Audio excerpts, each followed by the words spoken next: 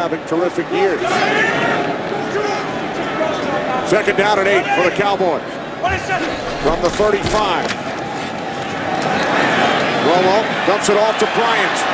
And Dez Bryant has a first down and more. Inside the 10, the 5, still going. Touchdown!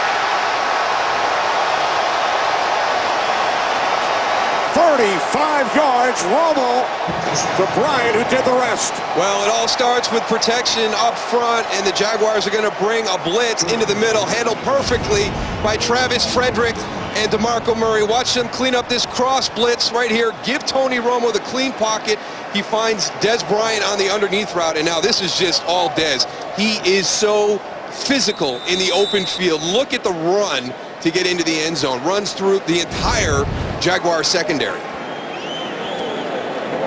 40th time Romo and Bryant have combined on a touchdown in 4.5 seasons. 7th TD this season for Bryant. Cowboys lead by 10.